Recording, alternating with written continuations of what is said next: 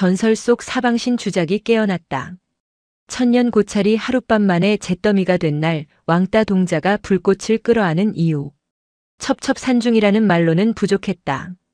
하늘을 찌를 듯 솟은 봉우리들이 병풍처럼 둘러싼 그곳은 해가 뜨는 시간보다 지는 시간이 더 긴 땅이었다.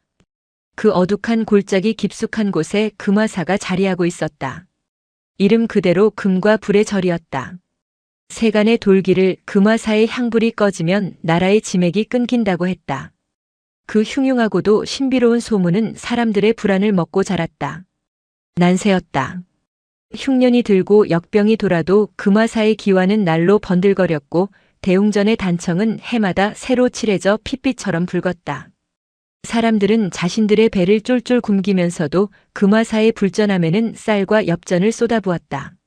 내 새의 안녕을 빌기 위해서라기보다는 당장 오늘 밤 내 집에 재앙이 닥치지 않게 해달라는 공포에 가까운 기복이었다. 무진. 티끌 하나 없으라는 법명을 받은 15의 아이는 그 거대한 욕망의 도가니 가장 밑바닥에 있었다. 무진의 일터는 법당이 아니었다. 절의 가장 구석진 곳, 북쪽 담장 아래에 입을 벌린 거대한 소각장이 그의 수행처이자 감옥이었다. 제대로 쑤시지 못하느냐? 연기가 역류하지 않느냐? 호통이 날아들었다.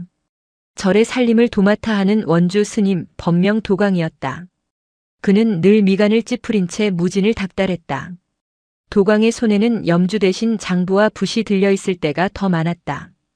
바람이 찹니다, 스님. 굴뚝이 얼어붙어 공기가 잘 통하지 않습니다. 무진이 숯검댕이 묻은 얼굴을 들지 못한 채 작게 대꾸했다. 핑계는 내 놈 신심이 부족하여 불길조차 너를 거부하는 게지. 오늘 들어온 칠성각 특별기도 축원문은 다 태웠느냐? 그게 한 장에 쌀 한 가마니짜리다. 제가 남지 않게 바싹 태워야 효험이 있단 말이다. 도광은 혀를 차며 소각장 바닥을 집신 발로 툭툭 찼다. 무진은 대답 대신 부지런히 쇠갈퀴를 놀렸다. 이상한 일이었다. 금화사의 불은 유독 무거웠다. 보통의 나무나 종이는 불에 닿으면 가볍게 타오르고 하얀 재가 되어 허공으로 흩어지는 법이다. 허나 이곳의 태움은 달랐다. 신도들이 가져온 비단옷까지 죽은 이의 유품, 소원을 적은 헌 종이들은 불길 속에서 비명 같은 소리를 내며 오그라들었다. 그리고 남는 재는 끈적하고 검었다.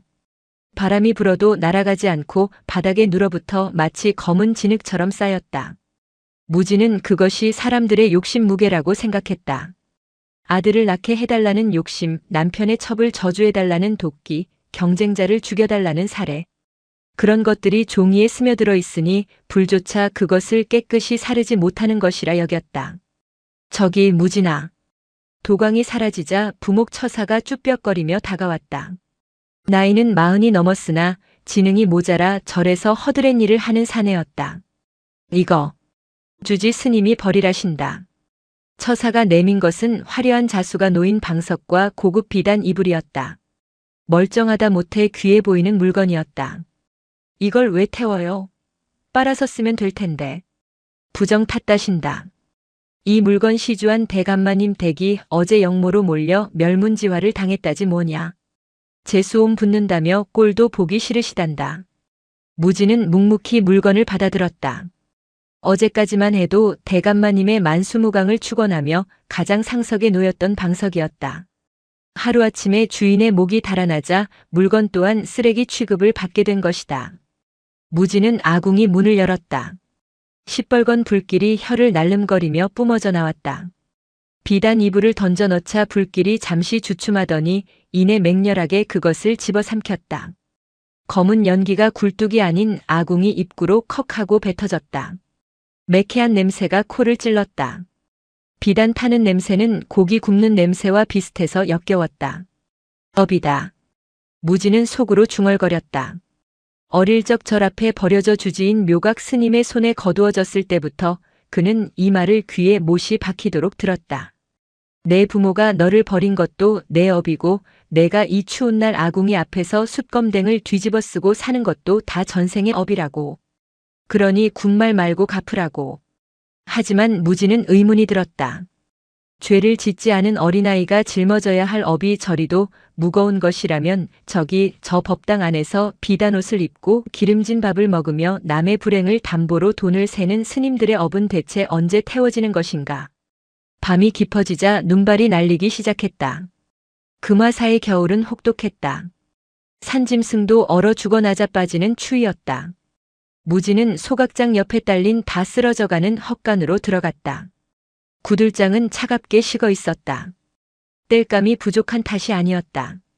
땔감은 넘쳐났지만 원주 도광은 하급동자인 무진에게 돌아갈 목 따위는 없다고 못 박았다. 수행자는 찬 바닥에서 자야 정신이 맑아지는 법이다. 그 말을 했던 도광의 방에서는 한겨울에도 땀 냄새가 날 정도로 군부를 뗀다는 걸 무진은 알고 있었다. 무진은 얇은 승복 자락을 여미며 낡은 거적을 덮었다. 추위가 살을 파고들어 뼈를 갉아먹는 듯 했다. 손발은 이미 동상으로 터져 진물이 흐르고 있었다. 잠이 오지 않았다. 배고픔보다 추위가 더 견디기 힘들었다. 밖에서는 바람이 윙윙거리며 소각장 굴뚝을 때렸다. 마치 타다 남은 원혼들이 문을 열어달라고 아우성치는 것 같았다. 무지는 몸을 웅크리며 생각했다. 차라리 저 아궁이 속으로 들어가 버릴까? 그러면 따뜻할까? 아니면 나 또한 검고 끈적한 재가 되어 바닥에 눌어붙게 될까? 그때였다. 밖에서 쿵 하는 소리가 들렸다. 바람에 무엇인가 떨어진 소리가 아니었다. 무겁고 둔탁한 것이 눈밭에 처박히는 소리. 무지는 몸을 일으켰다. 무지는 삐걱거리는 문을 밀고 밖으로 나왔다.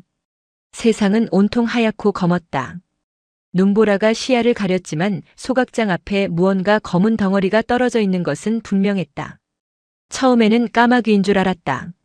추위에 얼어 죽어 떨어진 까마귀. 무지는 집신을 끌며 다가갔다.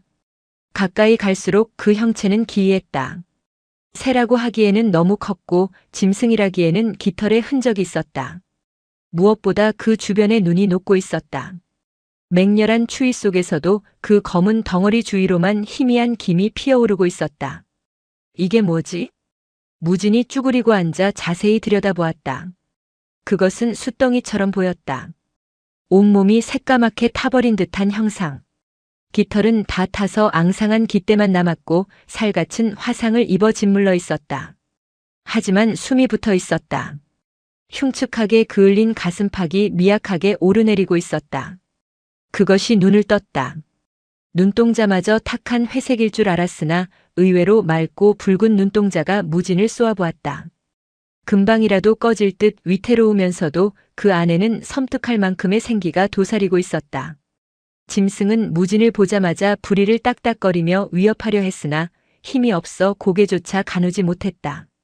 무진은 본능적으로 손을 뻗었다. 앗!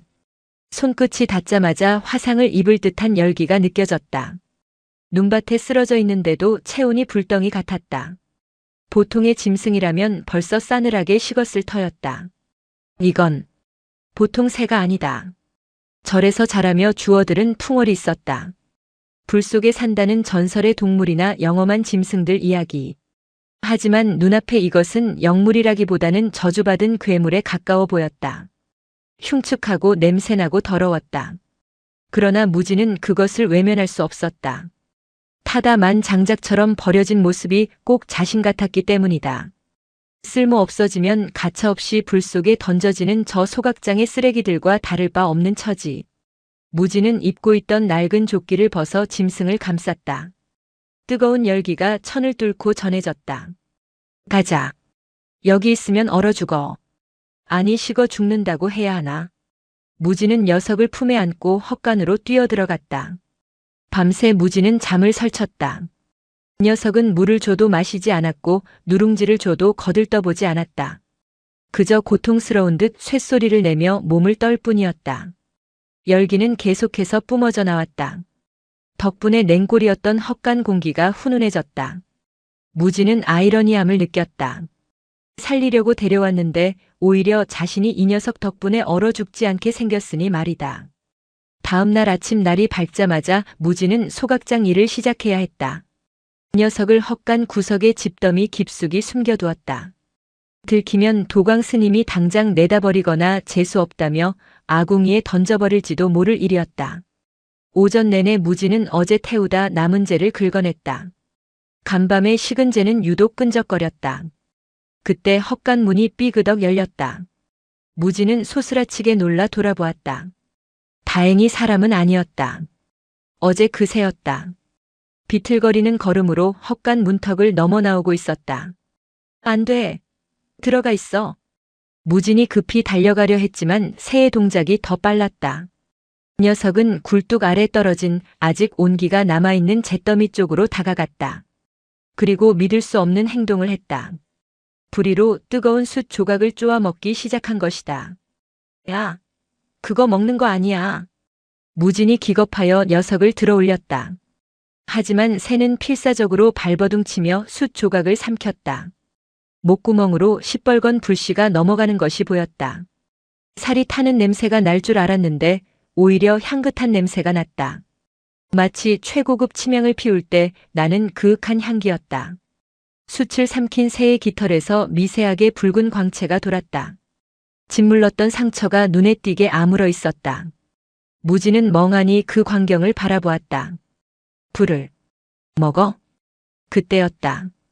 뒤에서 인기척이 느껴졌다. 무진아, 거기서 뭘 그리 넋을 놓고 있느냐? 주지인 묘각 스님이었다. 뒷짐을 지고 인자한 미소를 띠고 있었지만 눈매는 매서웠다. 묘각은 절의 최고 어른이었으나 소각장 같은 더러운 곳에는 1년에 한 번 올까 말까 한 사람이었다. 무진은 황급히 새를 등 뒤로 감췄다.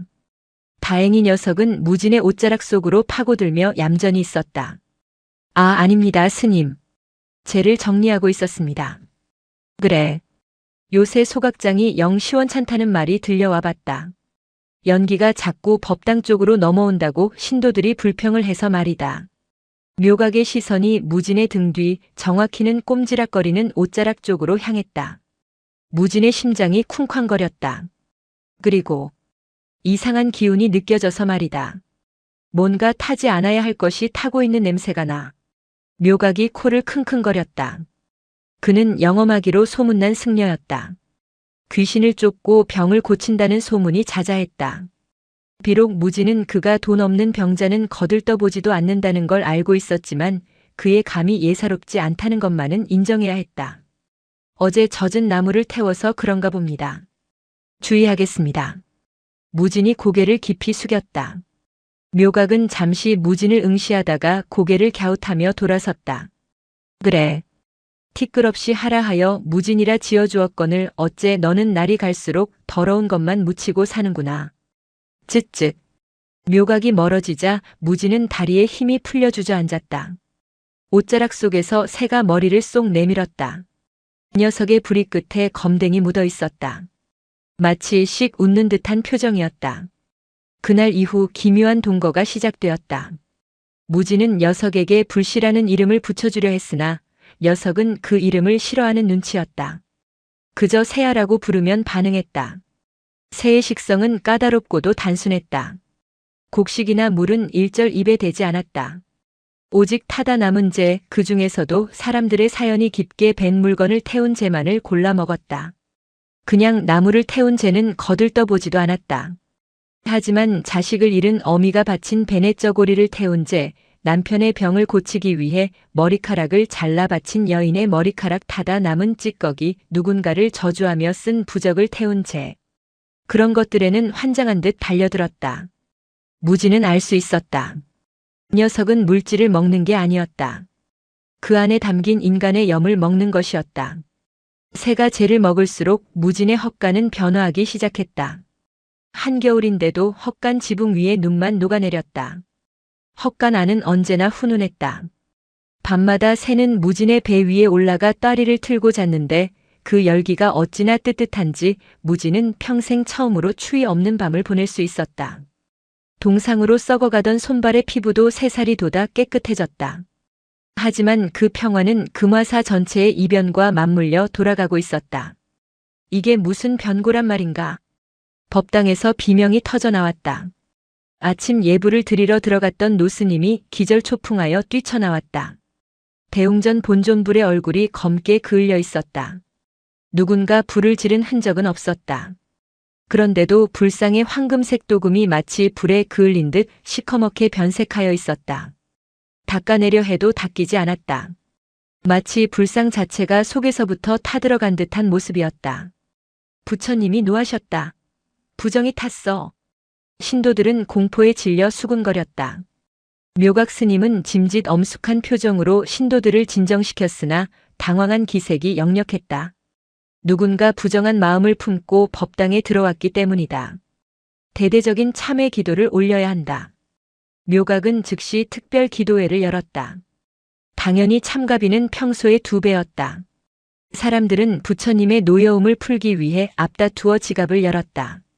무지는 소각장에서 그 소란을 전해 들으며 묘한 기시감을 느꼈다.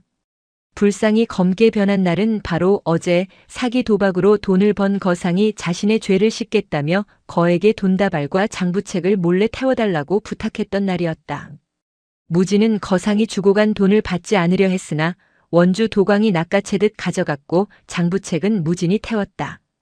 그 장부책이 탈 때 뿜어져 나오던 검푸른 불꽃을 새가 들이마셨던 것이다.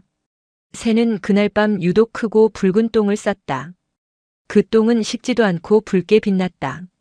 무진이 그것을 빗자루로 쓸어내자 똥은 붉은 보석처럼 딱딱하게 굳어버렸다.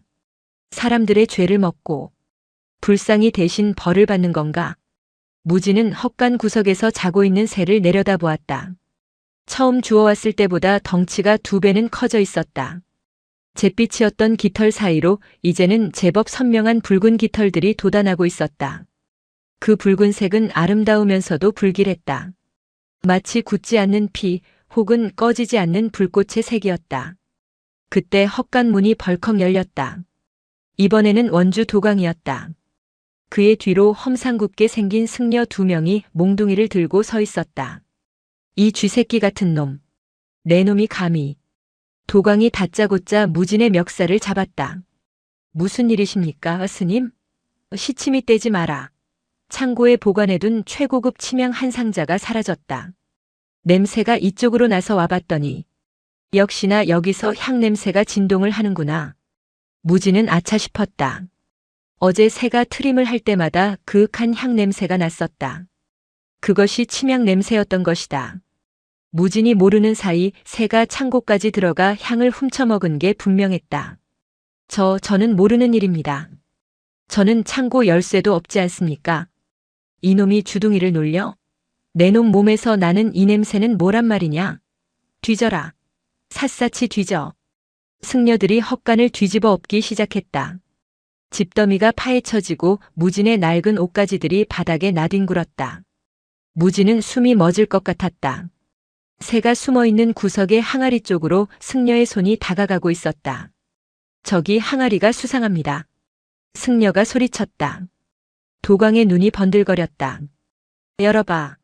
무진이 막아서려 했으나 멱살을 잡힌 채라 꼼짝할 수 없었다. 승려가 항아리 뚜껑을 거칠게 열어젖혔다. 무진은 눈을 질끈 감았다. 이제 끝이다.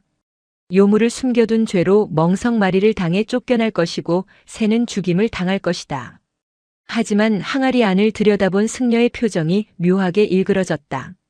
스님, 아무것도 없는데요? 그냥 재만 가득합니다. 뭐라고? 도광이 밀치고 들어와 항아리 안을 확인했다. 정말이었다. 고운 잿가루만 가득할 뿐 새의 흔적은 없었다. 어디로 간 거지? 무진도 의아했다. 분명 아침에 저 항아리 속에 넣어두었는데. 이상하다. 분명 여기서 기운이 느껴졌는데. 도광이 씩씩거리며 항아리를 발로 찼다. 항아리가 깨지면서 잿가루가 폭죽처럼 흩날렸다. 그 순간 흩날리는 재 사이로 붉은 불티 하나가 도광의 옷자락에 내려앉았다. 으악! 도광이 비명을 질렀다. 불티는 순식간에 옷자락을 태우며 번져나갔다. 보통의 불이 아니었다. 마치 기름을 끼얹은 듯 맹렬하게 타오르는 불길이었다. 승려들이 달려들어 옷을 벗기고 눈으로 덮어 겨우 껐지만 도광의 승복은 흉하게 타버렸고 허벅지에는 붉은 화상이 남았다. 도광은 공포에 질린 눈으로 깨진 항아리와 무진을 번갈아 보았다. 너 이놈. 무슨 짓을 한 게냐? 무지는 아무 말도 할 수 없었다. 다만 깨진 항아리 파편 아래 아주 작은 붉은 깃털 하나가 떨어져 있는 것을 보았다. 그것은 무진의 눈에만 보였다. 그날 밤 금화사에는 또 하나의 괴소문이 돌기 시작했다. 소각장 아이가 귀신을 부린다는 소문이었다. 그리고 그 소문을 들은 묘각 스님은 조용히 무진의 뒷조사를 지시했다. 그의 탐욕스러운 눈빛은 이제 단순히 사라진 향 따위를 쫓는 게 아니었다. 묘각은 오래된 불서에서 읽었던 구절을 떠올리고 있었다. 업을 먹고 자라며 불 속에서 다시 태어나는 새. 그 새를 가진 자 천하의 재물을 다스리리라. 무진의 헛간 지붕 위에 붉은 눈을 한 새가 앉아 묘각이 있는 주지실을 내려다보고 있었다. 녀석의 부리 끝에서 검은 연기가 가늘게 피어올랐다. 금화사의 밤은 이제 막 시작되고 있었다. 묘각은 잠을 이루지 못했다. 그의 머리맡에는 곰팡이 냄새가 진동하는 고서 한 권이 펼쳐져 있었다. 절의 창건 설화가 담긴 금화상기였다. 그는 떨리는 손으로 책장을 넘겼다. 찢어지고 삭은 종이 위로 희미한 먹글씨가 춤을 추듯 박혀 있었다. 산이 불을 품었으니 그 불을 다스리는 자가 나타날 것이다. 그는 붉은 깃을 두르고 곡기를 끊고 오직 태워진 것만을 삼킨다. 그가 삼키는 것은 죄가 아니요 인간이 버린 업이다. 묘각은 마른 침을 삼켰다. 업을 먹는다. 죄를 먹는다. 승려로서 평생을 수행해도 털어내기 힘든 것이 엇보였다. 헌데 그것을 대신 먹어치우는 존재라니. 그는 촛불을 들어 벽에 걸린 족자를 비췄다. 붉은 새 한 마리가 불길 속에서 날아오르는 그림 주작도였다. 전설 속의 영물. 남쪽을 다스리며 사악한 기운을 물리친다는 수호신. 하지만 묘각의 눈에 들어온 것은 수호신의 위엄이 아니었다. 이것은 돈이다. 묘각의 입에서 나직한 탄성이 흘러나왔다. 지금 금화사는 겉으로는 화려했으나 속으로는 썩어가고 있었다. 기복신앙에 의존한 수입은 한계가 있었고 권세가들의 비위를 맞추느라 뒷돈을 대는 일도 버거워지고 있었다. 그런데 만약 죄를 씻어주는 새가 있다면 사람들은 복을 비는 것보다 벌을 피하는 것에 더 많은 돈을 쓴다. 죄가 많은 자일수록 가진 것이 많은 자일수록 지옥을 두려워하는 법이다. 그들의 죄를 이 새가 먹어치워준다면 그들은 전 재산을 싸들고 와서라도 구원을 사려 할 것이다. 재앙이 아니라 기회다. 묘각은 책을 덮었다. 그의 눈빛에서 수행자의 고요함은 사라지고 장사치의 비릿한 계산만이 번들거렸다. 그는 즉시 종을 쳐 도강을 불렀다. 무진이라는 아이와 그 짐승을 데려와라. 당장. 한편 무진은 불안감에 떨고 있었다. 헛간의 공기가 심상치 않았다. 새는 밤새 붉은 빛을 토해내며 괴로워했다. 어제 먹은 도광의 옷자락재가 문제였을까 아니면 절 전체의 감도는 탁한 기운 때문일까? 새의 몸은 불덩이처럼 뜨거웠지만 깃털의 색은 검붉게 죽어 있었다. 조금만 참아. 해 뜨면 산으로 도망가자. 무진이 새의 머리를 쓰다듬으며 속삭였다. 그때 헛간 문이 부서질 듯 열렸다. 횃불을 든 승려들이 들이닥쳤다. 그 뒤로 도광이 절뚝거리며 들어왔다. 잡아라. 승려들이 무진을 덮쳤다. 무진은 필사적으로 새를 품에 안고 웅크렸다. 몽둥이가 등과 어깨로 쏟아졌다. 안 돼. 이 아이는 죄가 없어. 무진이 비명을 질렀다. 하지만 승려들의 완력을 당해낼 수는 없었다. 거친 손길이 무진의 품을 파고들어 새를 끄집어냈다. 키에액. 새가 날카로운 비명을 지르며 불길을 뿜으려 했다. 그러나 묘각이 미리 준비한 것이 있었다. 그가 승려들에게 건네준 것은 젖은 가죽으로 만든 그물이었다. 물에 흠뻑 적신 소가죽 그물이 새를 덮쳤다. 치익 소리와 함께 흰 김이 솟아올랐다. 새는 그물 속에서 발버둥 쳤으나 젖은 가죽의 무게와 냉기를 이기지 못하고 축 늘어졌다. 스님, 제발이요. 그 아이는 아파요. 무진이 바닥을 기어가며 도광의 바짓가랑이를 잡았다. 도광은 가차없이 무진의 손을 짓밟았다. 걱정 마라. 죽이지 않는다. 저 미물은 이제 우리 절의 보물이 될 테니까. 도광의 비웃음 뒤로 묘각이 모습을 드러냈다. 그는 흑투성이가 된 무진을 자애로운 표정으로 내려다보았다. 무진아, 너는 큰 공을 세웠다. 내가 감춰 기르던 것이 부처님이 보내신 사자였음을 왜 진즉 말하지 않았느냐. 사자라니요. 그저 버려진 새일 뿐입니다. 아니다. 저것은 업을 씻어주는 영물이다. 이제 저 새는 마땅히 있어야 할 곳으로 갈 것이다. 너 또한 내 자리를 찾게 될 것이고. 묘각의 손짓에 승려들이 무진을 끌고 갔다. 무진의 시선 끝에서 그물에 갇힌 붉은 새가 슬픈 눈으로 그를 바라보고 있었다. 그것이 마지막이었다. 다음 날부터 금화사는 발칵 뒤집혔다. 주지 묘각이 대웅전 앞마당에 거대한 제단을 쌓고 그 위에 황금으로 만든 새장을 안치했기 때문이었다. 하늘이 금화사의 주작을 내리셨다. 저 새가 쪼는 죄는 곧 사라질 업이니 누구든 와서 죄를 고하고 그 증거를 태워라. 소문은 산바람을 타고 천리밖까지 퍼졌다. 처음에는 반신반의하던 사람들도 황금 새장 안에서 붉은 광채를 뿜어내는 새를 보고는 무릎을 꿇었다. 새장 안은 호화로웠다. 최고급 비단이 깔려 있었고 물그릇은 옥으로 만들어져 있었다. 하지만 새는 그 어떤 것도 건드리지 않았다. 녀석은 구석에 웅크린 채 굳게 입을 다물고 있었다. 사람들이 몰려들었다. 개시 첫날 묘각은 시범을 보였다. 평생을 백정으로 살며 살생의 업이 두렵다던 노인이 떨리는 손으로 피 묻은 앞치마를 태웠다. 그 죄를 묘각이 받아 새장 안에 넣었다. 새는 움직이지 않았다. 묘각의 이마에 식은 땀이 흘렀다. 수백 개의 눈동자가 그를 주시하고 있었다. 그때 묘각이 품에서 무언가를 꺼내 제 위에 몰래 뿌렸다. 향신료였다. 새가 좋아하던 침향가루. 그 냄새를 맡은 것일까? 굶주림을 이기지 못한 것일까? 새가 천천히 다가와 재를 쪼았다. 순식간에 재가 사라지고 새의 몸에서 화르륵 붉은 불꽃이 일었다. 오, 업이 씻겼다. 불길이 솟아올랐어. 사람들이 환호했다. 노인은 눈물을 흘리며 묘각의 발 아래 엎드렸다. 그날 금화사의 불전함은 넘치다 못해 바닥에 돈주머니가 쌓일 정도였다. 한편 무진은 법당 지하 창고에 갇혀 있었다. 빛 한 점 들어오지 않는 그곳은 곰팡이와 쥐들의 천국이었다. 하지만 무진은 외롭지 않았다. 벽을 타고 전해오는 온기가 있었다. 새야, 살아있구나. 새가 갇힌 대웅전 재단과 무진이 갇힌 지하 창고는 수직으로 연결되어 있었다. 기이하게도 새가 몸을 덮일 때마다 지하 창고의 천장이 따뜻해졌다. 그것은 무진에게 보내는 신호였다. 나 여기 있어. 아직 죽지 않았어. 하지만 그 온기는 날이 갈수록 탁해졌다. 처음에는 맑고 깨끗한 열기였으나 점차 끈적하고 답답한 열기로 변해갔다. 무진은 벽에 귀를 대고 그 변화를 읽었다. 위에서는 매일 밤낮으로 구판이 벌어지고 있었다. 타는 냄새가 환기구 틈으로 스며들어왔다. 비릿한 냄새, 썩은 냄새, 독한 냄새. 그것은 태워지는 물건들의 냄새가 아니라 그것을 바친 사람들의 욕망 냄새였다. 무진아.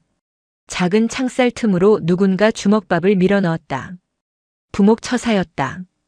그는 주위 눈치를 살피며 속삭였다. 너 살아있는 거지? 처사님. 새는요? 새는 괜찮아요? 말도 마라. 아주 난리가 났다. 한양에서 정승 판서들도 내려오고 난리도 아니야. 근데 새가 좀 이상하다. 이상하다니요? 처음엔 털이 붉었는데 요새는 검붉은 색이 되더니 덩치만 자꾸 커져. 꼭 풍선처럼 부풀어 오르는데 눈빛은 흐리멍덩한 게. 보고 있으면 기분이 나빠. 무진의 가슴이 덜컥 내려앉았다. 그리고 냄새가 나. 새한테서 썩은 내가 난다고. 주지 스님은 그게 업이 타는 냄새라며 향을 더 피우라고 하시지만 내가 보기엔 병이 든 게야. 무진은 주먹밥을 쥔 손에 힘을 주었다. 녀석은 지금 체하고 있는 것이다. 감당할 수 없는 악독한 죄들을 억지로 삼키느라 속에서부터 썩어가고 있는 것이다. 꺼내줘야 해요.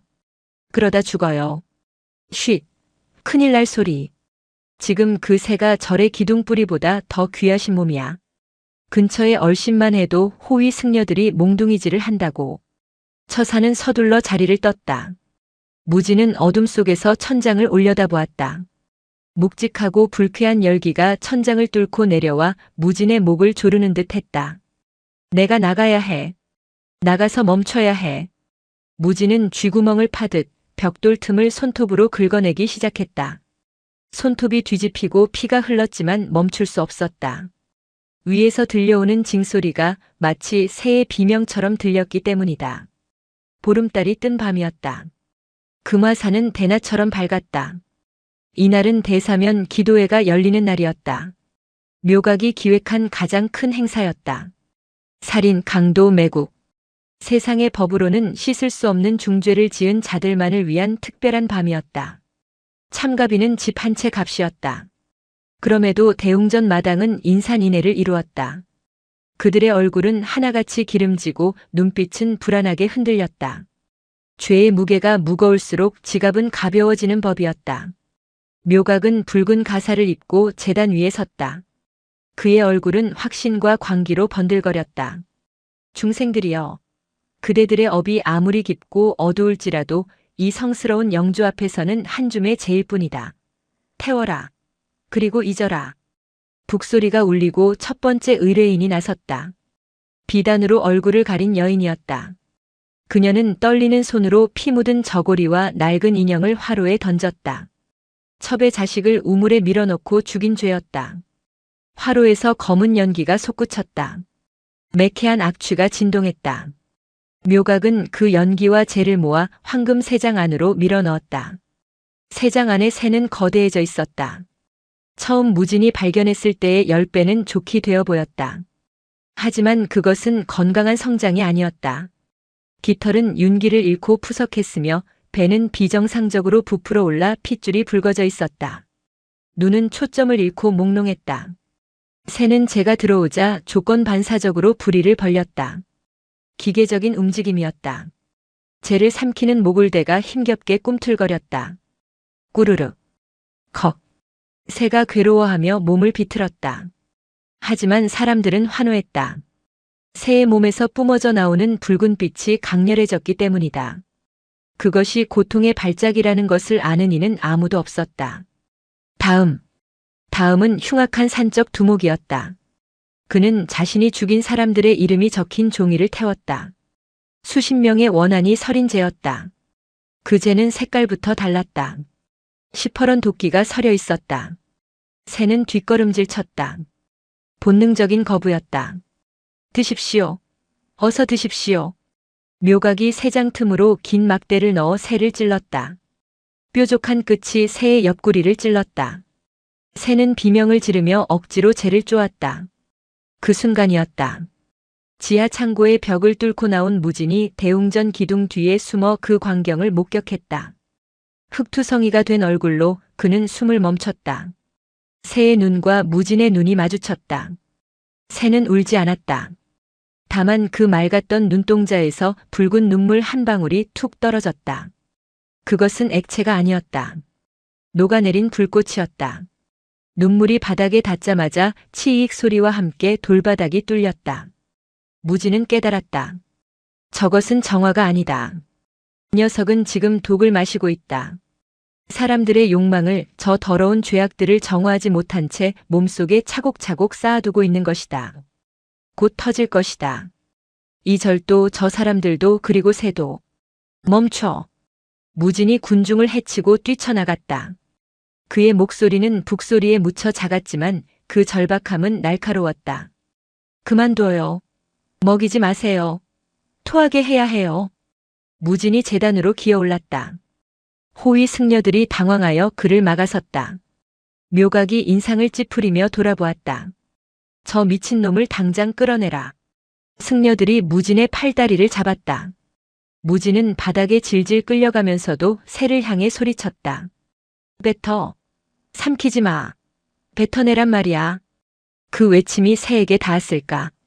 멍하니 있던 새의 눈동자에 일순간 생기가 돌았다. 녀석이 부리를 크게 벌렸다. 하지만 나오는 것은 재가 아니었다. 콰악 마이너스. 거대한 폭발음과 함께 새의 입에서 시커먼 불기둥이 솟구쳤다. 그것은 정화의 불이 아니었다. 지금까지 삼켰던 온갖 저주와 원한이 뒤섞인 지옥의 업화였다. 황금 세장이 종이장처럼 찌그러지며 녹아내렸다. 묘각의 비명소리와 함께 제단이 불길에 휩싸였다.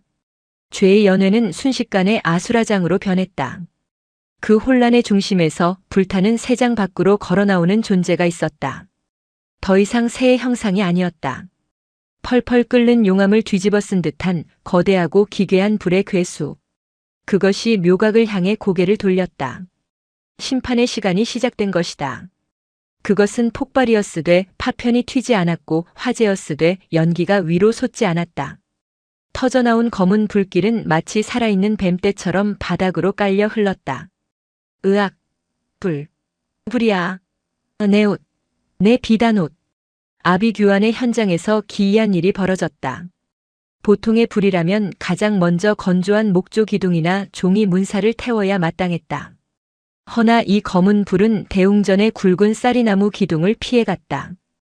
바짝 마른 처마 밑의 낙엽 더미도 건드리지 않았다. 대신 불길은 사람을 쫓았다. 정확히 말하면 사람들이 지니고 있는 무언가를 쫓았다. 뜨거워. 이거 왜 안 벗겨져? 가장 먼저 비명을 지른 것은 고리대 금업으로 악명 높은 최부자였다. 그가 입고 있던 최고급 명주 두루마기에 불이 붙었다. 그는 바닥을 구르며 옷을 벗으려 했으나 불은 옷감이 아니라 그의 살가죽에 들러붙은 듯 떨어지지 않았다. 그가 평생 사람들의 고혈을 짜내어 마련한 그 옷이 이제는 그를 조여 죽이는 수위가 되어 타들어가고 있었다. 이게 무슨 조화란 말이냐? 묘각은 제단 뒤편으로 물러나며 몸을 떨었다. 그의 눈앞에서 금화사의 자랑이던 황금 세장은 이미 흔적도 없이 녹아내렸다. 쇳물이 되어 흐르는 황금 위로 거대한 형체가 일렁이고 있었다. 그것은 더 이상 새가 아니었다. 깃털 하나하나가 끓어오르는 검은 불꽃으로 이루어진 형상. 날개를 펼칠 때마다 역겨운 썩은 내가 진동했다. 그것은 지난 몇 달간 금화사에서 태워진 수천 수만 건의 욕망과 저주의 냄새였다. 억지로 삼켰던 독을 토해내듯 괴수는 목을 길게 빼고 끔찍한 울음소리를 질렀다. 키에엥 마이너스. 그 소리는 쇠를 긁는 소리 같기도 했고 수천 명의 원혼이 동시에 곡을 하는 소리 같기도 했다. 그 파동에 대웅전의 기와가 우수수 떨어져 내렸다. 무지는 기둥 뒤에 납작 엎드린 채 그 광경을 보았다. 공포에 질린 사람들은 출입문을 향해 쇄도했다. 서로를 밟고 밀치며 아우성을 쳤다.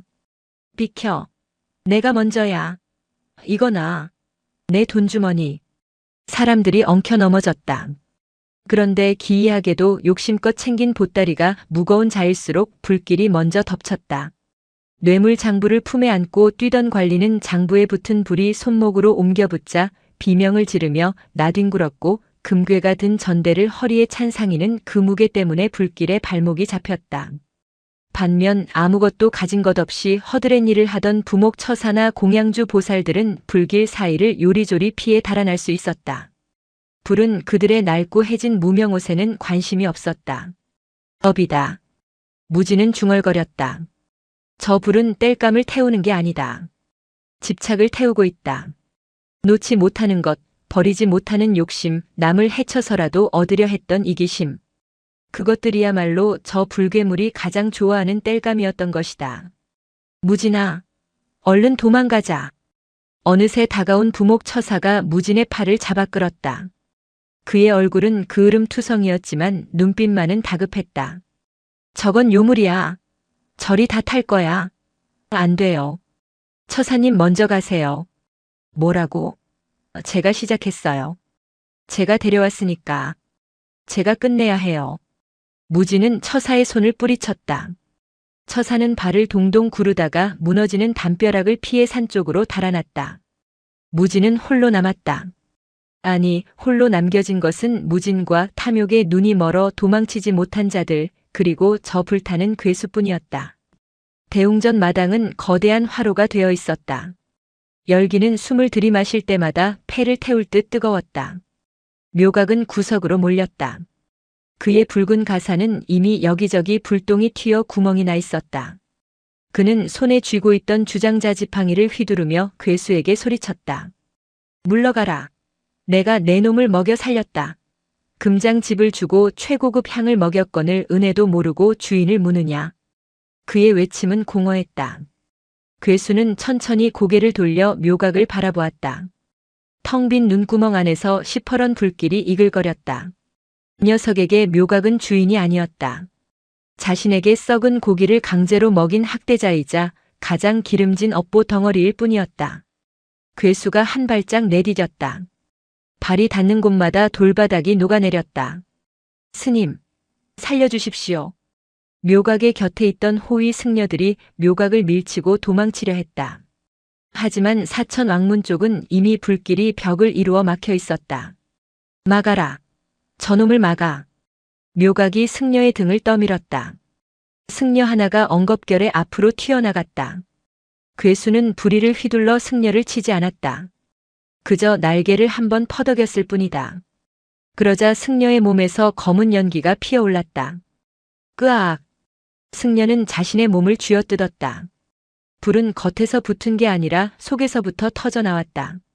그 승려가 평소 신도들을 협박하고 삥 뜯었던 죄업이 심장 안에서 발화한 것이다. 그는 숫덩이가 되어 쓰러졌다. 그 끔찍한 광경에 묘각은 주저앉았다. 오줌을 지린 바지 가랑이가 축축했다. 안 돼. 나는 주지다. 이 절의 주인이야. 부처님, 부처님 살려주십시오. 묘각은 뒤에 있는 대웅전 불상을 향해 기어가려 했다. 그때였다. 무진이 불길을 뚫고 묘각의 앞을 가로막았다. 비켜. 이 재수 없는 놈아. 묘각이 무진을 걷어차려 했으나 다리가 말을 듣지 않았다. 무진은 묘각을 보는 것이 아니라 그 뒤에 괴수를 보고 있었다. 그만해. 무진의 목소리는 작았지만 묘한 울림이 있었다. 괴수의 움직임이 칫 하고 멈췄다. 저 사람은 태울 가치도 없어. 너무 맛이 없어서 배탈이 날 거야. 무진은 천천히 걸어나갔다. 검은 불길이 양옆에서 춤을 췄지만 무진의 승복에는 불이 옮겨붙지 않았다. 그는 가진 것이 없었기 때문이다. 훔친 것도 빼앗은 것도 누군가를 해쳐 얻은 것도 없었다. 무진이라는 이름 그대로 티끌 하나 없는 상태. 업화는 태울 것이 없는 존재 앞에서는 힘을 쓰지 못했다. 불길이 마치 물이 갈라지듯 무진의 앞에서 길을 텄다. 괴수는 고개를 갸웃했다. 광기에 휩싸였던 눈동자가 아주 잠시 흔들렸다. 낯익은 냄새. 차가운 헛간에서 자신을 안아주던 유일한 온기. 썩은 내가 아닌 사람 냄새. 하지만 곧 괴수는 머리를 흔들었다. 뱃속에서 끓어오르는 수천 개의 저주가 녀석의 이성을 다시 집어삼켰다. 괴수는 입을 크게 벌렸다. 시커먼 화염 구슬이 목구멍에서 응집되었다. 무진을 향한 공격이 아니었다.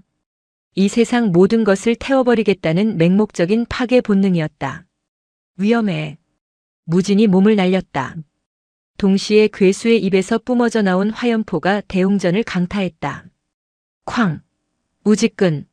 천년을 버텨온 대웅전의 지붕이 내려앉았다. 기와 파편이 비오듯 쏟아졌다. 그리고 믿을 수 없는 광경이 펼쳐졌다. 대웅전 중앙에 안치되어 있던 거대한 금동 불상이 열기에 못 이겨 녹아내리기 시작한 것이다. 부처의 자애로운 얼굴이 촛농처럼 흘러내렸다. 황금이 녹아내린 자리에는 시커먼 흙과 나무뼈대가 드러났다. 아! 안 돼! 내 금불상! 저게 얼마짜린데? 묘각은 자신의 목숨이 경각에 달린 상황에서도 녹아내리는 금을 보며 통곡했다. 그는 기어가서 흐르는 금물을 손으로 받으려 했다. 뜨악! 손바닥이 타들어가는 고통에도 그는 금을 놓지 못했다. 그 모습은 괴수보다 더 흉물스러웠다. 무진은 무너진 석가래를 피해 괴수 쪽으로 다가갔다. 열기가 엄청났다. 눈썹이 그슬리고 숨이 턱턱 막혔다. 하지만 물러설 수 없었다. 저 괴물 속에 아직 새가 있다. 겁먹고 병든 작은 새가 울고 있었다. 새야, 나야. 무진이 소리쳤다. 괴수는 무진을 향해 발톱을 치켜들었다. 그 발톱 하나가 무진의 몸통보다 컸다. 내려치면 즉사였다. 죽어라. 죽어. 뒤에서 묘각이 악을 썼다. 그는 무진이 죽고 괴수가 진정되기를 혹은 무진이 미끼가 되어 자신이 도망칠 틈이 생기기를 바라고 있었다. 무진은 피하지 않았다. 대신 품속에서 무언가를 꺼냈다. 그것은 소각장 아궁이 앞에서 주었던 아주 작은 붉은 깃털 하나였다. 괴수가 타락하기 전 무진에게 주었던 유일한 선물. 무진은 깃털을 높이 들었다. 이거 기억나? 따뜻했잖아. 내가 준 거잖아. 거대한 발톱이 무진의 머리 위에서 딱 멈췄다. 휘몰아치던 검은 불길 사이로 붉은 깃털이 희미한 빛을 냈다. 그것은 오염되지 않은 순수한 불꽃의 색이었다. 괴수의 눈이 깃털에 고정되었다. 혼탁한 회색 연기가 가득했던 눈동자 깊은 곳에서 붉은 빛이 깜빡였다. 따뜻해. 괴수의 머릿속에 파편 같은 기억이 스쳐갔다. 차가운 눈밭, 거친 손길, 냄새나는 헛간, 하지만 얼어 죽지 않게 덮어주던 낡은 조끼의 감촉. 자신은 업을 먹는 괴물이 아니었다. 그저 추워서 배가 고파서 따뜻한 곳을 찾아 날아온 어린 생명이었을 뿐이다. 그런데 사람들이 억지로 썩은 것을 먹였다. 토하고 싶었다. 뱉어내고 싶었다. 꾸르륵. 괴수의 목에서 그르렁거리는 소리가 났다. 공격 태세가 풀리며 날개가 쳐졌다. 그 틈을 타 무진이 한 발 더 다가갔다. 이제 손을 뻗으면 닿을 거리였다. 괜찮아. 다 뱉어내. 내가 받아줄게. 무진은 겁도 없이 괴수의 불타는 다리를 끌어안았다. 치잉 마이너스. 살이 타는 소리가 났다. 무진의 승복이 그을리고 피부가 벗겨졌다. 하지만 무진은 팔을 풀지 않았다. 오히려 더 꽉 끌어안았다. 아프지? 뜨겁지? 나도 아파. 같이 아프자. 그 순간 기적이 일어났다. 무진의 몸에 닿은 부분부터 괴수의 검은 불길이 사그라들기 시작했다. 끈적하고 역겨운 검은색이 걷히고 본래의 맑고 투명한 붉은색이 드러났다. 괴수의 몸이 급격히 줄어들었다. 집채만 하던 덩치가 황소만큼 그리고 다시 송아지만큼 작아졌다. 녀석은 고통스러운 듯 몸을 비틀며 허공을 향해 마지막 남은 검은 연기를 토해냈다. 그 연기는 하늘로 올라가지 않고 바닥으로 떨어졌다. 그리고 마치 자석에 이끌리듯 대웅전 마당에 남아있는 유일한 욕망의 덩어리를 향해 기어갔다. 바로 묘각이었다. 으악! 저리 가! 오지 마! 묘각은 녹아내린 금덩이를 품에 안고 뒷걸음질 쳤다. 검은 연기가 묘각의 코와 입으로 쇄도했다. 컥! 컥! 묘각의 눈이 뒤집혔다. 괴수가 뱉어낸 수만 명의 업보가 그것을 이용해 배를 불렸던 주인에게로 되돌아간 것이다. 인과응보. 묘각의 몸이 검게 변색하기 시작했다. 불에 타는 것이 아니었다. 마치 썩은 나무처럼 바스라지고 있었다. 네.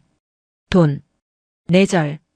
묘각은 마지막 순간까지 금덩이를 놓지 않았다. 결국 그는 금덩이를 끌어안은 채 검은 숯 기둥이 되어 굳어버렸다. 바람이 불자 그의 몸은 한 줌의 검은 가루가 되어 흩어졌다. 남은 것은 바닥에 덩그러니 놓인 찌그러진 금덩어리뿐이었다. 정적이 찾아왔다.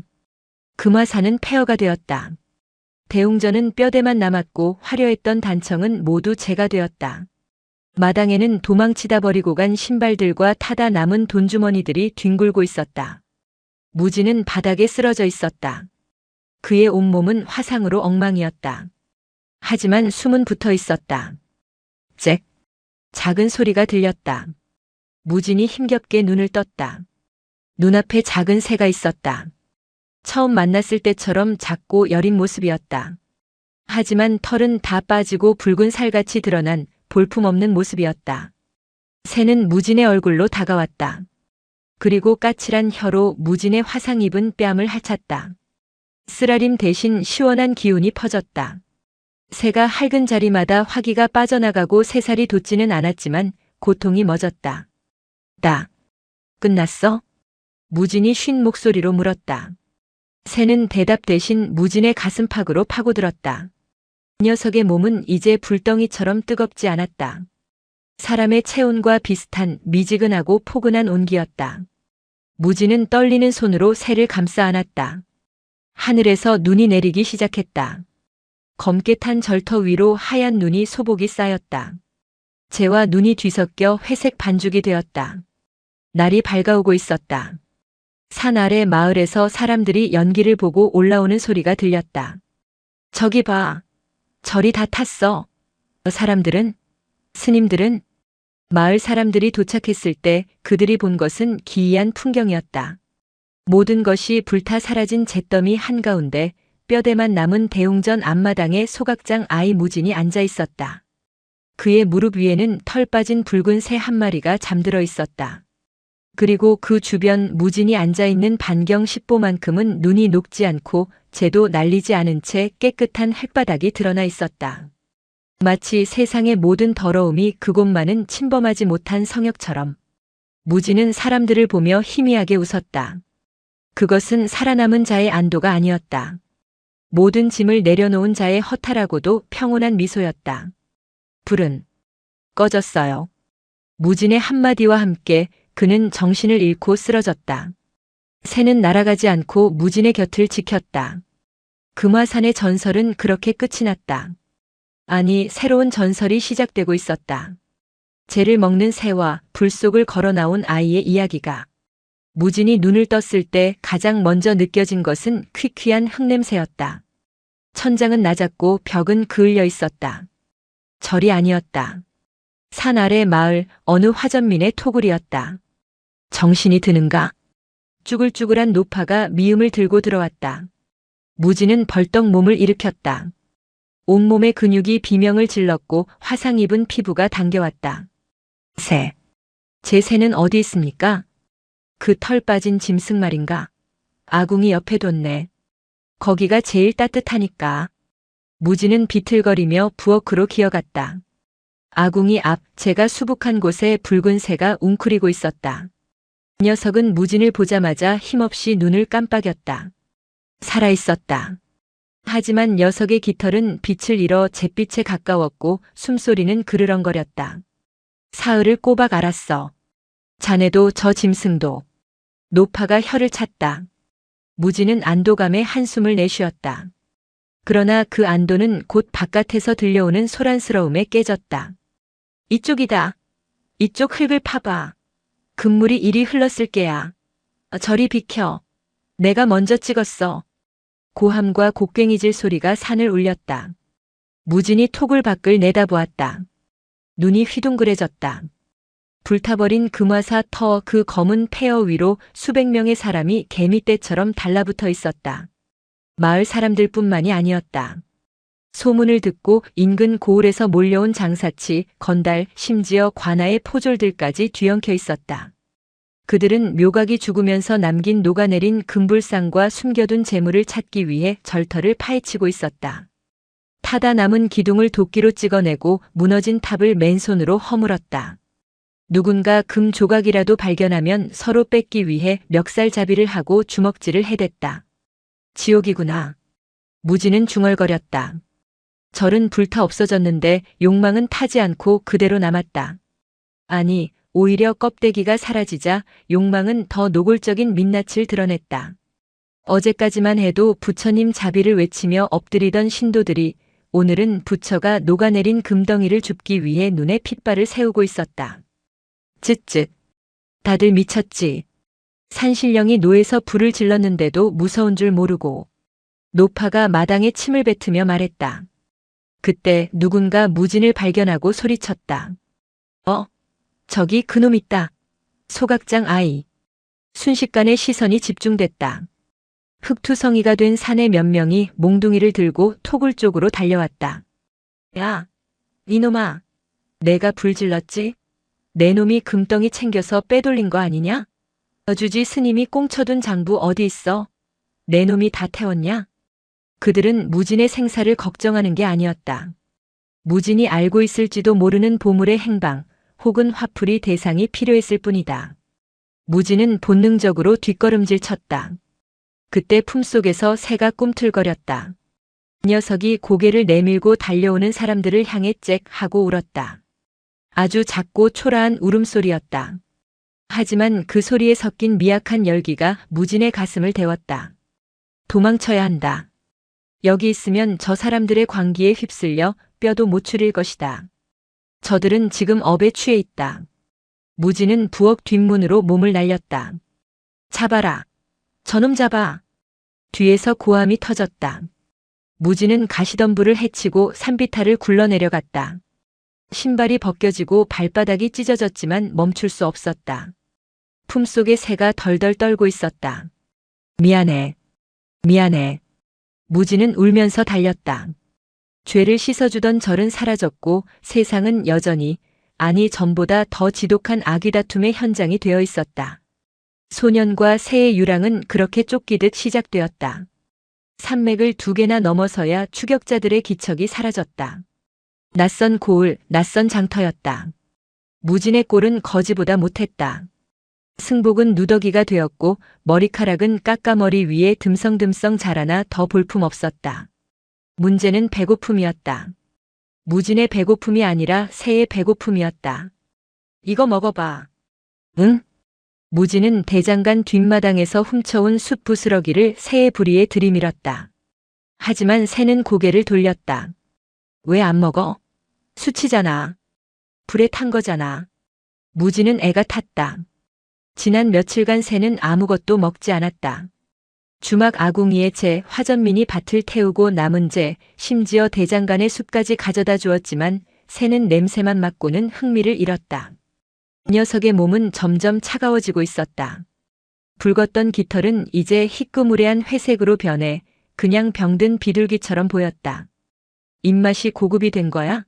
묘각 스님이 주던 침향이 아니라서 그래. 무진이 화를 내듯 소리쳤지만 새는 힘없이 눈을 감을 뿐이었다. 무진은 그제야 깨달았다. 금화사에서 녀석이 먹었던 것은 단순한 죄가 아니었다.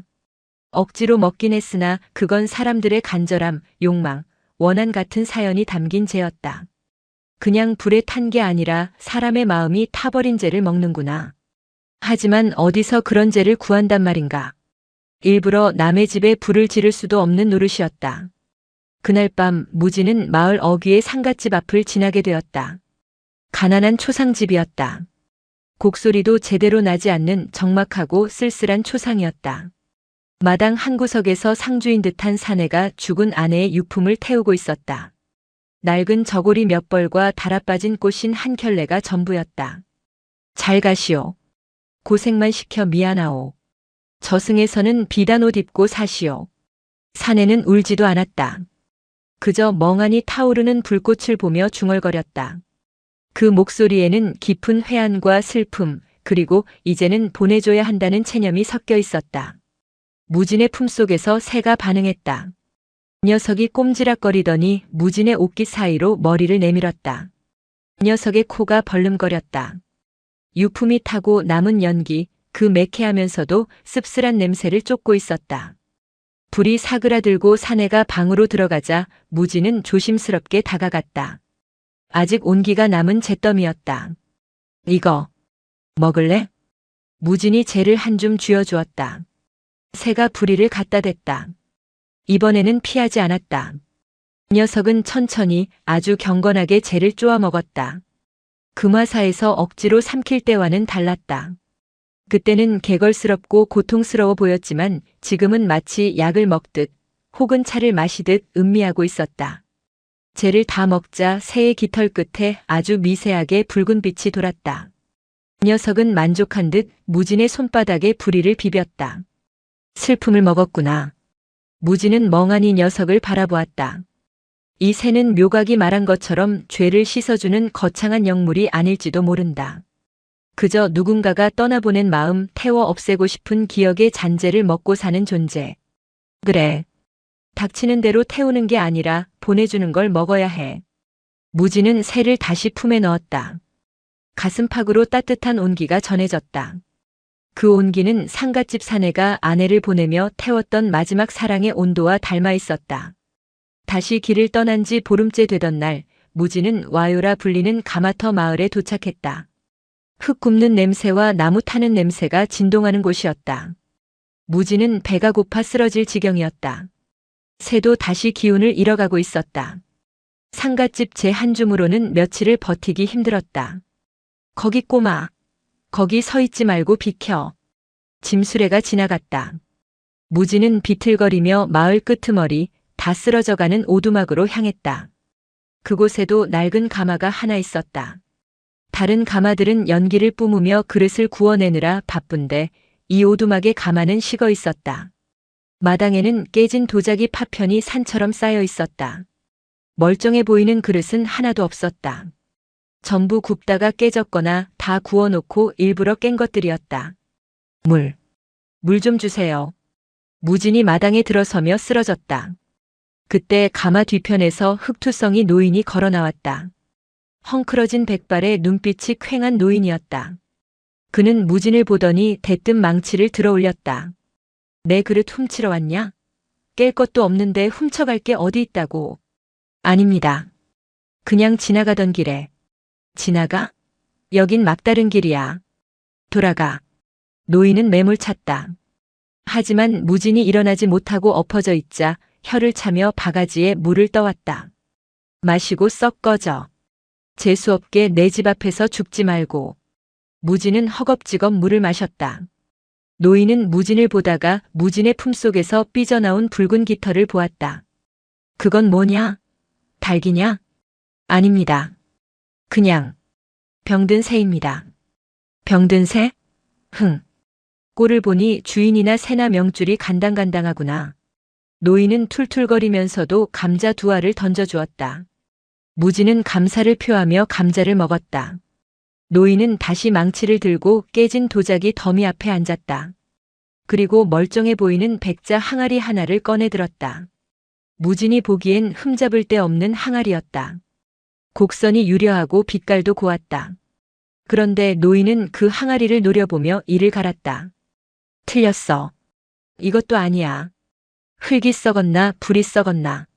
왜 그 색이 안 나오는 거야? 쨍그랑. 노인은 망설임 없이 항아리를 망치로 내려쳤다. 항아리는 산산조각이 났다. 노인의 눈가가 붉어졌다. 그것은 분노라기보다는 깊은 절망에 가까웠다. 영감님, 멀쩡한 걸 왜 깨십니까? 무진이 조심스럽게 물었다. 멀쩡해? 내 눈엔 이게 멀쩡해 보여? 속이 비었어. 혼이 안 들어갔단 말이다. 노인은 깨진 조각들을 모아 다시 절구에 빻았다. 그리고 그것을 가마 아궁이에 쑤셔 넣으려 했다. 다 태워버릴 거야. 실패작은 흔적도 남기면 안 돼. 내 수치야. 노인이 부싯돌을 켰다. 아궁이에 불이 붙었다. 깨진 도자기 조각과 마른 장작이 함께 타올랐다. 그때였다. 무진의 품속에서 새가 튀어나갔다. 안 돼.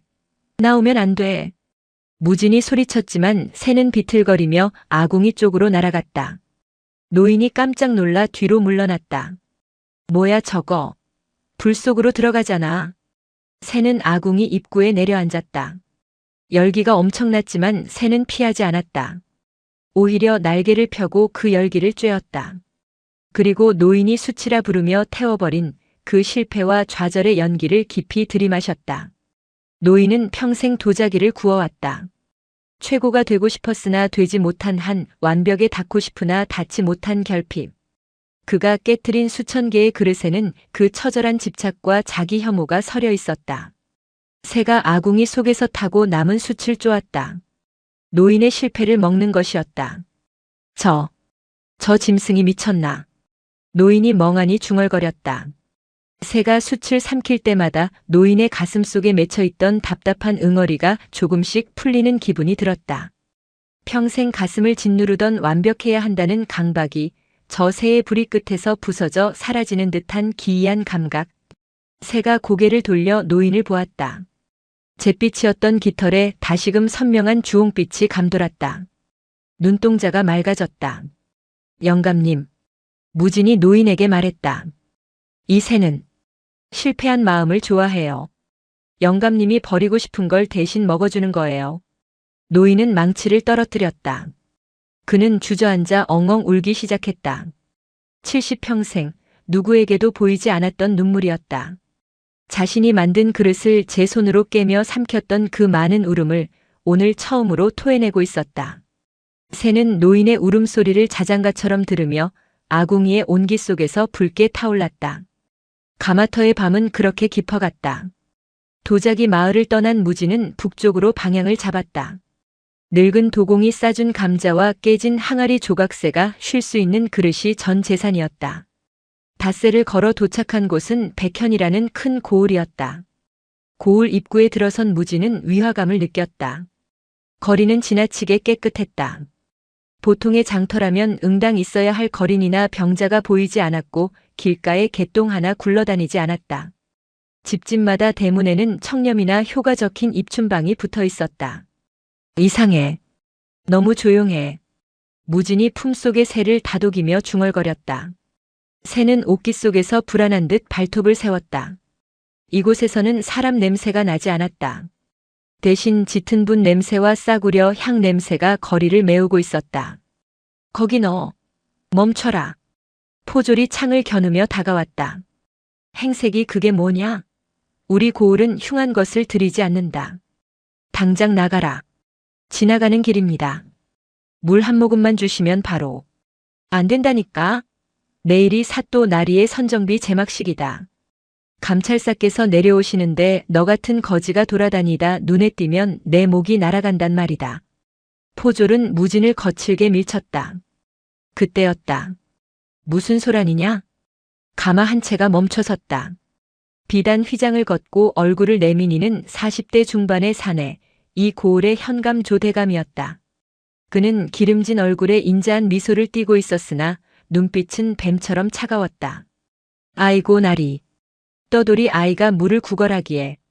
포졸이 굽신거렸다. 조현감이 무진을 훑어보았다. 그의 시선이 무진의 품속 붉은 깃털이 살짝 삐져나온 곳에 머물렀다. 저런 어린 것이 고생이 많구나. 내일이 경사스러운 날인데 배고픈 이를 쫓아내서야 쓰겠느냐. 관아로 데려가 밥을 먹여라. 예. 하오나 나리. 덕을 쌓아야 복이 오는 법이다. 데려가라. 조현감은 짐짓 성인군자 같은 표정으로 혀를 찼다. 주변에 모여든 백성들이 역시 사또 나리는 어지신 분이야라며 수군거렸다. 하지만 무지는 보았다. 가마문을 닫는 순간 조현감의 입꼬리가 비릿하게 올라가는 것을. 그것은 자비가 아니라 무언가를 계산하는 장사치의 표정이었다. 관아로 끌려간 무지는 헛간에 갇혔다. 밥은 주었으나 문은 밖에서 잠겼다. 밤이 되자 새가 밖으로 나가고 싶어 안달을 했다. 배고파? 여기 집이라도 태워줄까? 무진이 바닥에 집나기를 모아 작은 불을 피웠다. 그러나 새는 고개를 돌렸다.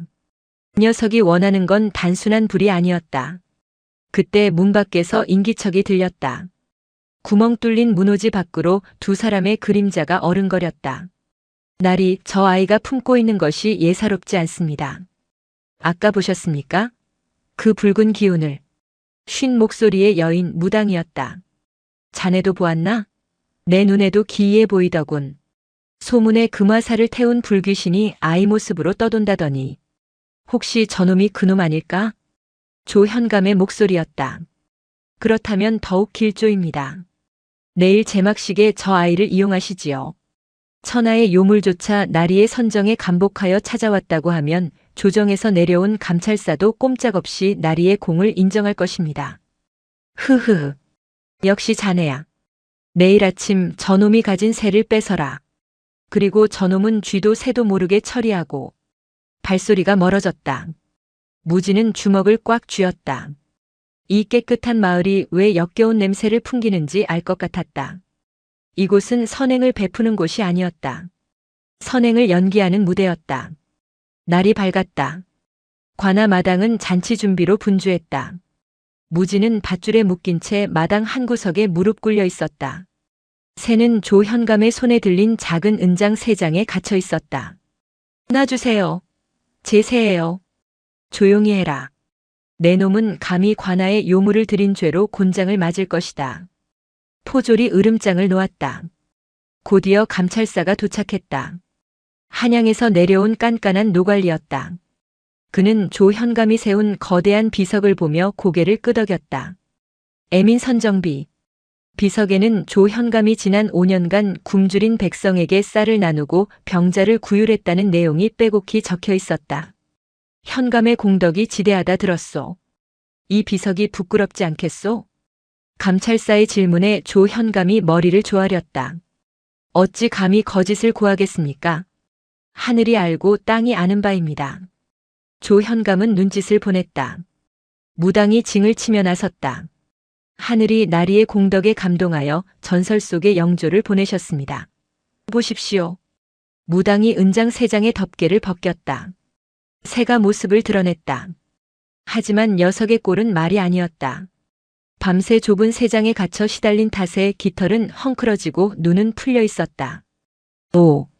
붉은 새라니. 감찰사와 구경꾼들이 웅성거렸다. 조현감은 의기양양하게 나섰다. 이 새는 부정한 것을 태우고 덕 있는 자의 기운을 먹는다 합니다. 제가 그동안 백성을 위해 쓴 구휼 장부를 태워 그 죄를 이 영물에게 바치겠습니다. 만약 제 공덕이 거짓이라면 새가 거부할 것이요 참이라면 기쁘게 받아먹을 것입니다. 조현감은 미리 준비한 두툼한 장부책을 화로에 던졌다. 불길이 치솟았다. 종이가 타들어가며 하얀 재가 날렸다. 자, 드십시오. 제 정성입니다. 조현감이 식은 재를 옷그릇에 담아 새장 안에 넣었다. 모두가 숨을 죽이고 지켜보았다. 새는 재를 내려다보았다. 그리고 고개를 갸웃했다. 냄새가 나지 않았다. 아무 냄새도 아무 맛도 느껴지지 않았다. 그 장부는 가짜였다. 창고에 쌀이 넘쳐나도 백성에게 풀지 않고 자신의 곶감만 채웠으면서 장부에는 나눠주었다고 거짓으로 적은 종이 쪼가리일 뿐이었다. 거기에는 희생도 아픔도 자비도 없었다. 오직 먹물 냄새뿐이었다. 새는 재를 부리로 툭 쳤다. 그리고 휙 고개를 돌려버렸다. 어허, 왜 안 먹는 게냐? 조현감이 당황하여 속삭였다. 식은땀이 흘렀다. 감찰사의 눈초리가 매서워졌다. 현감. 새가 외면하는구려. 공덕이 부족한 게 아니오? 그럴 리가 없습니다. 이 짐승이 낯을 가려서. 조현감은 다급하게 무당을 쳐다보았다. 무당이 달려와 새장을 흔들었다. 먹어라. 어서 먹어. 좋은 걸 줘도 지랄이야. 새는 괴로워하며 새장 안을 파닥거렸다. 재가 날려 새의 눈에 들어갔다. 새가 고통스러운 비명을 질렀다. 그만둬요. 그건 가짜잖아요. 무진이 소리쳤다. 포졸이 입을 막으려 했지만 무진은 밧줄을 끊을 듯 몸부림쳤다. 그 장부는 거짓말이야. 새는 거짓말을 안 먹어요. 냄새가 역겨워서 못 먹는 거라고요. 장내가 술렁거렸다. 조현감의 얼굴이 불그락푸르락해졌다. 저 미친놈의 주둥이를 찢어라. 포졸들이 몽둥이를 들고 무진에게 달려들었다. 그때였다. 새장 안에서 붉은 빛이 번쩍였다. 새는 화가 났다. 배가 고파 죽겠는데 쓰레기를 들이미는 것도 모자라 소중한 친구를 때리려 한다. 참을 수 없는 분노가 녀석의 작은 가슴 속에서 폭발했다. 콰직! 은장 새장의 창살이 엿가락처럼 휘어졌다. 새가 밖으로 튀어나왔다. 녀석은 하늘로 날아오르는 대신 조현감의 머리 위로 날아들었다. 으악! 저리 가! 조현감이 팔을 휘저었다. 새는 조현감의 관모를 채가 바닥에 내동댕이 쳤다. 그리고 화로 위에 앉았다. 아직 타고 있는 장부더미. 거짓으로 점철된 종이 뭉치. 새는 그 불길을 들이마셨다. 먹고 싶어서가 아니었다. 뱉어내기 위해서였다. 녀석은 불을 삼키자마자 목을 길게 빼고 헛구역질을 시작했다. 꾸르륵. 웩. 새의 부리에서 검은 액체가 쏟아져 나왔다. 그것은 불이 아니었다. 시궁창 썩은 물 같은 시커먼 오물이었다. 오물은 조현감이 그토록 자랑하던 애민 선정비 위로 쏟아졌다. 치잉 마이너스. 돌이 부식되는 소리가 났다. 하얀 화강암으로 깎은 비석이 검게 물들었다. 글자들은 오물에 녹아 흘러내렸다. 동시에 지독한 악취가 진동했다. 백성들의 고혈을 짜내고도 시침이 떼던 썩은 속내가 냄새가 되어 퍼져나갔다. 우엑, 이게 무슨 냄새야? 구경하던 백성들이 코를 막고 물러섰다. 감찰사도 헛구역질하며 뒷걸음질 쳤다. 에이, 이놈 현감. 대체 평소에 무슨 짓을 했기에 하늘이 보낸 새가 똥물을 토해낸단 말이냐? 아, 아닙니다. 저건 요물입니다. 저 새가 미쳐서. 조현감은 비석을 닦아내려 옷소매로 문질렀다. 하지만 닦을수록 검은 얼룩은 더 깊게 베어들었다. 마치 그의 죄가 뼈에 사무친 것처럼. 새는 다시 날아올라 무진에게로 갔다. 포졸들은 악취와 공포에 질려 무진을 잡고 있던 손을 놓았다. 가자. 무진이 새를 받아 품에 넣었다. 새는 기진맥진하여 축 늘어졌지만 무진의 심장 소리를 들으며 안정을 찾았다. 잡아라. 저놈들을 잡아. 조현감이 악을 썼지만 아무도 움직이지 않았다. 백성들의 눈빛이 달라져 있었다. 그들은 이제 사또를 존경하지 않았다. 비석에서 풍기는 썩은 내야말로 사또의 본질임을 깨달은 것이다. 사또 놈이 가짜 장부를 태웠어. 우리 쌀 뺏어간 거 다 저놈 짓이야. 누군가 돌을 던졌다. 돌은 조현감의 이마에 정확히 맞았다. 아수라장이 되었다. 백성들이 관하로 난입했다. 그 틈을 타 무진은 유유히 인파 속으로 사라졌다. 고을을 벗어나 언덕에 올랐을 때 무진은 뒤를 돌아보았다. 백현. 희고 깨끗한 고을이라더니 이제 저곳은 검은 연기와 고함으로 뒤덮여 있었다. 하지만 무진은 그것이 더 낫다고 생각했다. 거짓된 향기보다는 차라리 솔직한 악취가 나으니까. 이제 알겠어. 너는 심판관이구나. 무진이 품속의 새에게 속삭였다. 새는 대답 대신 무진의 손가락을 살짝 깨물었다. 배고프다는 신호였다. 그래, 그래. 알았어. 이번엔 진짜 맛있는 거 주러 가자. 무진은 발걸음을 재촉했다. 거짓을 토해낸 새는 한결 가벼워 보였다. 하지만 무진은 알고 있었다. 세상에는 조현감 같은 자들이 수도 없이 많다는 것을. 그리고 그들이 쌓은 탑을 무너뜨릴 때마다 자신과 새 또한 위험에 처하게 될 것임을. 바람이 불었다. 겨울이 깊어가고 있었다. 겨울이 다시 찾아왔다. 무진과 새가 처음 만났던 그 계절이었다. 유랑생활 1년 무진의 몸은 부쩍 자랐으나 쇠약해져 있었다. 타인의 업을 마주한다는 것은 그들의 불행을 함께 앓는 일이었기 때문이다. 무진은 며칠째 고열에 시달렸다. 눈보라가 치는 산길에서 그는 헛소리를 했다. 추워. 엄마. 문 좀 열어주세요. 그것은 무진도 모르게 튀어나온 말이었다. 절에 버려지기 전에 기억은 없다고 생각했다. 하지만 열병은 무의식 깊은 곳에 봉인된 빗장을 녹여버렸다. 새는 걱정스런 눈빛으로 무진의 이마에 뺨을 비볐다. 평소라면 따뜻해야 할 새의 몸도 차가웠다. 무진의 마음이 얼어붙자 그와 연결된 새의 불씨도 꺼져가고 있었던 것이다. 새가 무진의 옷자락을 물고 어디론가 끌었다. 길없는 산속 덤불을 헤치고 나아가자 폐허가 된 기와집 한 채가 나타났다. 불타서 까맣게 그을린 흔적이 역력한 흉가였다. 여기 어디지? 무진은 홀린 듯 마당으로 들어섰다. 낯설지 않았다. 검게 탄 대들보, 깨진 장독대, 그리고 마당 한가운데 말라 죽은 감나무. 기억이 밀물처럼 덮쳐왔다. 5살의 무진. 이 집의 서자로 태어난 아이. 재수 없는 놈. 내 놈 사주에 불이 들어 집안을 말아먹을 놈이다. 본처의 구박과 아비의 방관. 그리고 어느 겨울밤 의문의 화재가 났다. 사람들은 아이가 불을 질렀다고 했다. 아비는 아이를 산속 절간 금화사에 내다 버렸다. 액바지로 써버리고 잊어라. 그 비정한 목소리가 환청처럼 들려왔다. 무진은 자리에 주저앉았다. 이곳은 자신의 고향이자 지옥의 입구였다. 폐가 안쪽 안방이었을 곳에 누군가 있었다. 거적을 뒤집어 쓰고 웅크린 미치광이 높아였다. 그녀는 허공을 향해 손을 휘젓고 있었다. 오지마. 불귀신아 오지마. 무진이 다가갔다. 노파가 고개를 들었다. 백발이 산발이 된 흉측한 몰골이었으나 무진은 알아볼 수 있었다. 자신을 내쫓았던 큰어머니 본처였다. 누구냐? 너는 누구냐? 저를 모르시겠습니까? 무진의 목소리가 떨렸다. 노파의 눈이 커졌다. 너, 그 눈, 살아있었어? 내 놈이 기어이 복수하러 왔구나. 노파가 비명을 지르며 뒷걸음질 쳤다. 다 타버렸어. 내가 쫓겨나고 나서 진짜 불이 났단 말이다. 내 아비도 죽고 내 아들도 죽고 집도 다 탔어. 다 내 저주 때문이야. 아니었다. 무진은 기억해냈다. 불을 지른 건 자신이 아니었다.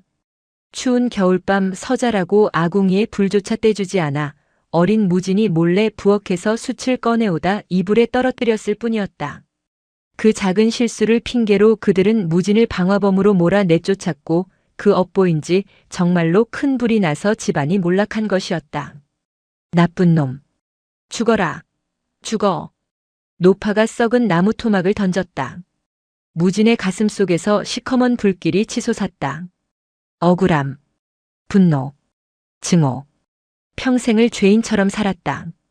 절에서는 티끌이라 불리며 무시당했고 세상에 나와서는 요물 취급을 받았다. 왜? 대체 왜 내가 이런 취급을 받아야 하나? 다 태워버리고 싶다. 무진의 눈빛이 변했다. 그것은 금화살을 태웠던 괴수의 눈빛과 닮아 있었다. 무진의 품속에서 새가 튀어나왔다. 새는 무진을 향해 필사적으로 지저댔다. 비켜. 저 여자도 이 집도 다 끝낼 거야. 무진이 품에서 부시를 꺼냈다. 손이 부들부들 떨렸다. 이것은 남의 업을 태우는 게 아니었다. 자신의 업을 사리를 태우려는 것이었다. 무진이 마른 덤불에 불을 붙였다. 불길은 순식간에 폐가를 집어삼켰다. 노파는 불길을 보며 미친 듯이 웃어댔다. 그래. 다 같이 죽자. 지옥불이다.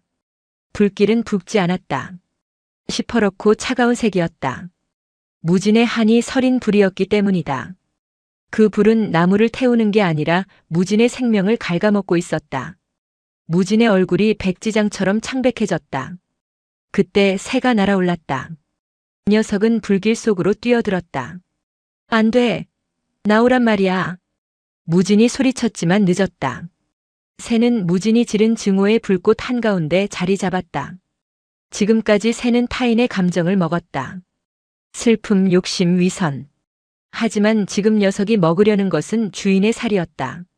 자신과 영혼이 연결된 존재의 독을 마시는 행위.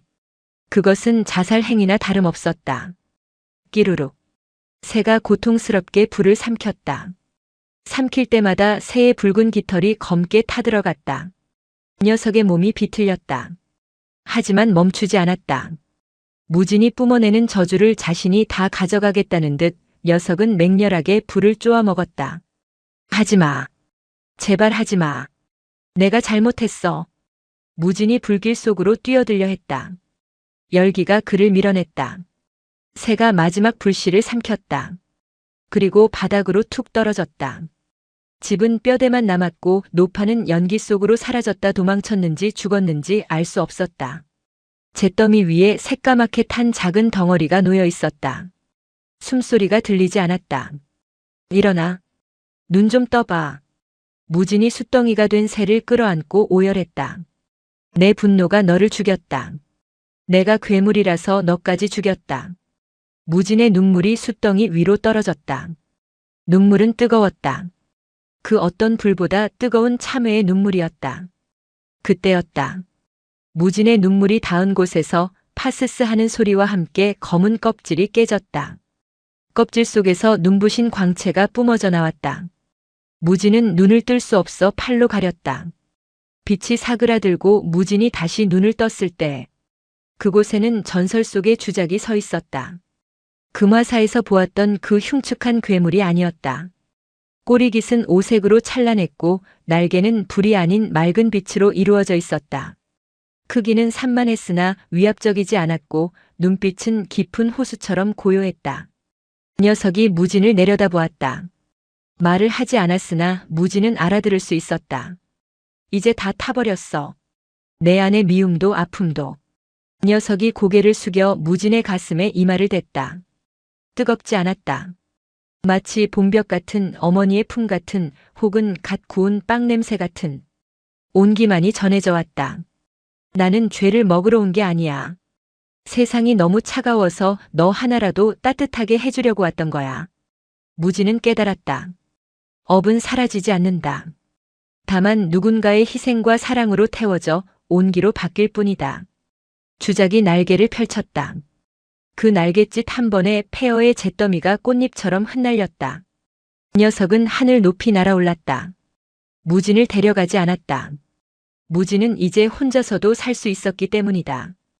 그의 가슴 속에는 영원히 식지 않는 불씨 하나가 심어졌으니까. 잘 가. 고마웠어. 무진은 붉은 점이 되어 사라지는 녀석을 향해 손을 흔들었다. 겨울 하늘이 유난히 파랗고 높았다. 세월이 흘렀다. 산 아래 작은 암자가 하나 생겼다. 이름 없는 암자였다. 그곳에는 늙은 스님이 한 분 계셨다. 법명은 무진. 사람들은 그를 날로 스님이라 불렀다. 한겨울에도 그 스님의 곁에 가면 이상하게 춥지 않다고 했다. 마음이 시린 사람, 죄지어 떨고 있는 사람, 세상에 버림받아 얼어가는 사람들이 그를 찾아왔다. 스님은 불경을 외워주거나 부적을 써주는 대신 그저 그들의 손을 잡고 가만히 등을 쓸어주었다.